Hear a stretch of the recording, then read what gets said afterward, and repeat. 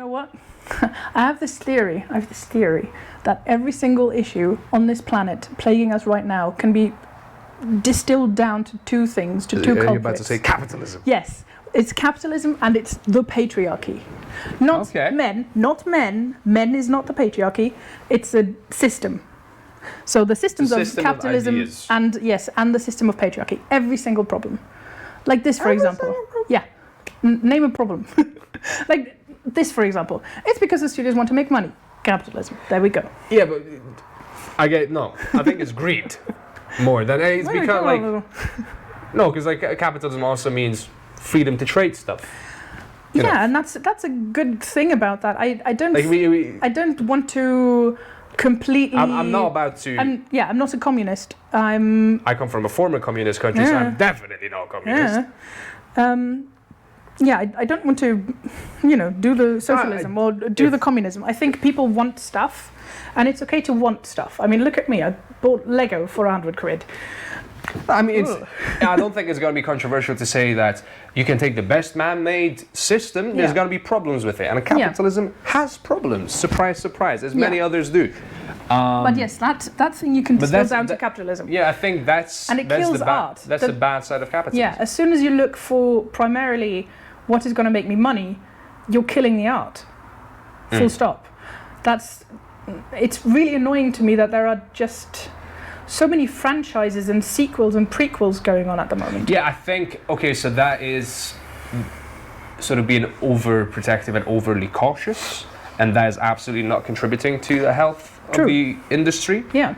And also it gets boring after a while, and people just start turning off and start complaining about where are all the good movies? Because when was the last time a franchise got launched? Like we had Pirates of the Caribbean, like there was Rocky movies, there was all sorts of movies. Like in the 70s, 80s, 90s, there was a lot of franchises that got launched. And then you've got based on a book, and then you extend that. Like with Marvel Comics and DC. It's fucking amazing. They're fantastic universes. I love them dearly.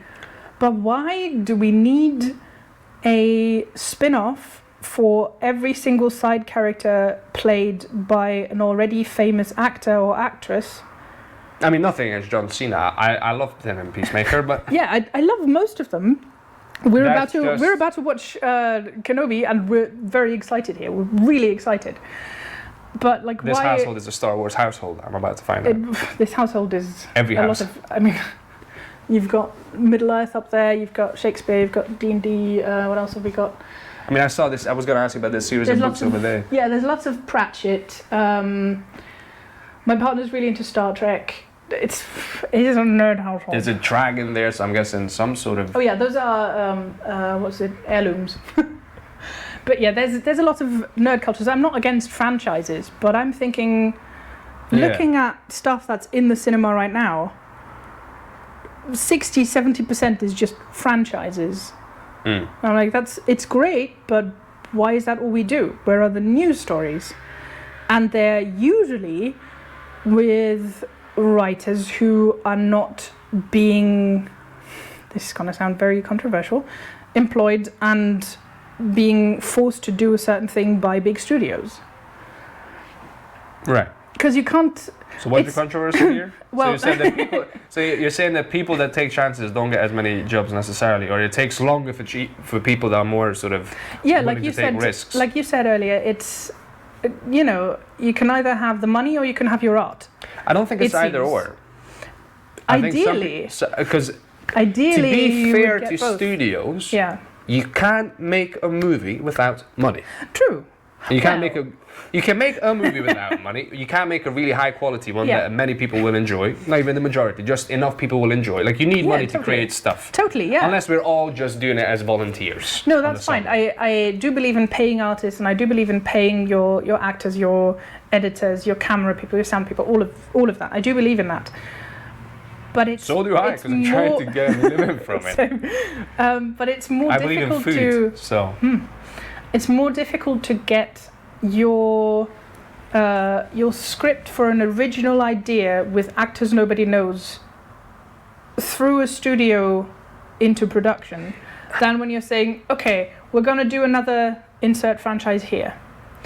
And to a degree, I get it, because you want to make sure that you can keep all of your employees employed, and you want to create content. Also, we can say that it's definitely at this stage a bit overly cautious, it feels. Yeah, exactly. It errs on the side of maintaining this thing that we can milk as long as we can. It errs on the side of capitalism.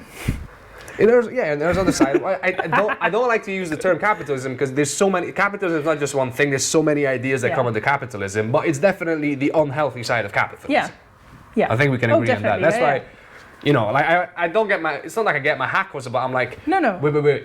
Which one? There's as many countries that have many different versions of capitalism. Yeah. I think what might work in the end for humanity is a sort of a combination of socialism and capitalism. Yeah, absolutely. Like you need some sort of ethical capitalism. Yeah, and people need help from time to time. Keep your basic human rights covered. I'm getting political again. There are basic human things which I think should never be privatized, which is healthcare, transport, education, and food and shelter.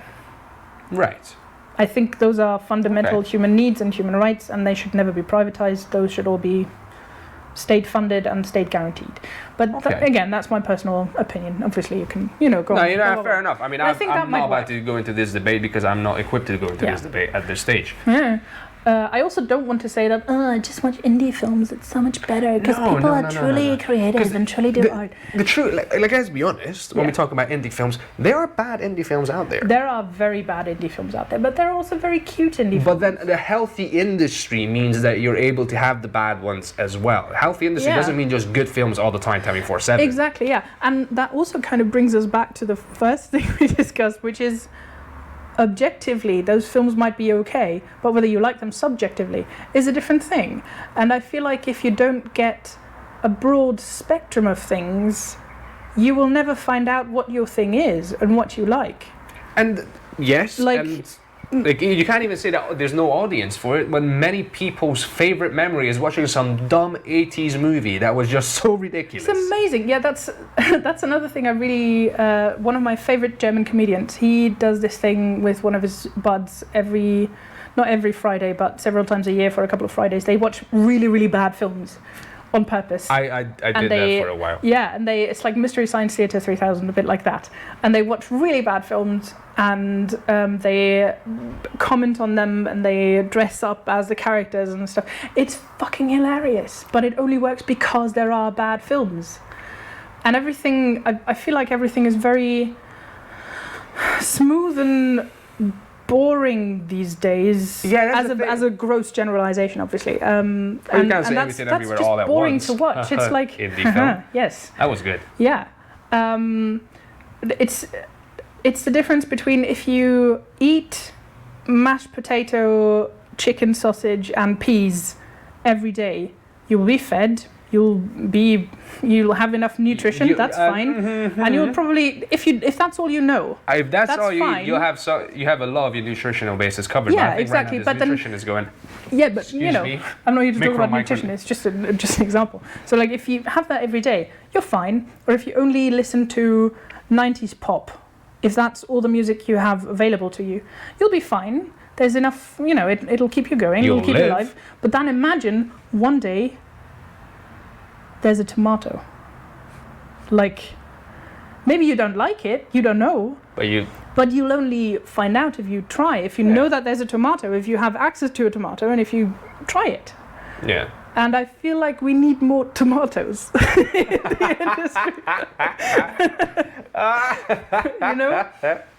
You might not even know you're allergic. Yeah. Maybe you're allergic to tomatoes. Imagine the one thing there is besides mashed peas and potatoes is a tomato, and you're allergic. I was very allergic to a lot of things as a kid, which was horrific. For example, I couldn't have cow's dairy. I couldn't have sugar from sugar beets. And what was the other thing? Lots of things. I was allergic to wheat and everything. So whenever we went for ice cream, we would have to ask for ice cream for diabetics. Oof. And if they had that, they usually only had strawberries. Strawberry flavoured ice cream, which I was allergic to. I could not have strawberries. It really sucked. It really sucked. That was biggest disappointment, biggest letdown of my life. Like, do you have ice cream for diabetics? Yes. Ice cream. Which flavours? Strawberry. Okay, well then. Sad. I've moved past that now, but yeah, so yeah, you need a broad spectrum, and you need all of that available to people and visible to people, I think. Yeah, absolutely. And I think it's worth taking the risk to try the tomato. And I think, because at the end of the day, it becomes boring. After a while, it becomes, you can only milk it for so long when it becomes. Exactly. And then you're left with a hole because you have no other creative artists because you never paid any of them. You never take a chance. You need to for again healthy industry, you need to foster some of the weirdos. It can't all be just this one thing. Like us, you need people like us. Are we biased? Yes, we are. Yes, we are. Are we poor? Yes, we are. Are we trying to change that? Yes. Yeah. So But that's what it is in my opinion, and that's what's lacking a bit. There's a lack of courage, and there's a lack of commitment to expression and to art. In general, I think all of this cutting down of arts programs and music programs in schools is detrimental to our health as a species. Yeah. Especially, I don't really know about other regions of the world, but in the Western world, TM, so in Western Europe and in the US, where these programs get cut to bits, and it hurts me. It hurts my soul. I mean, again, it comes back to how we're presented. If we keep presenting ourselves as these artsy-fartsy, mysterious, magical, live-in-the-forest nymphs, you know. I wish I was a live-in-the-forest nymph. You need people to be like, bro, we work in here. We work in here 24/7. Yeah, because that's the thing. And I'm not about hours, shit money, shit security, but we still do it because it's good and because it nourishes the soul. You can only have so many engineers. And STEM people, it's very, very important. But when people make the argument, at the end of the day when they need to chill out, they put a movie on. Exactly. They'll go to a play. They might go climbing, good. But they listen to music, anything. Yeah. I mean, even when they go climbing, their equipment, their gear has been designed by someone. Everything has been designed by someone, and I think we underestimate that. Everything that we have around us has been designed by someone, and to me, that's art. Again, this couch has been designed by someone. I only ever met one person, it was my former classmate, who said, yeah, I could live without not listening to music or whatever.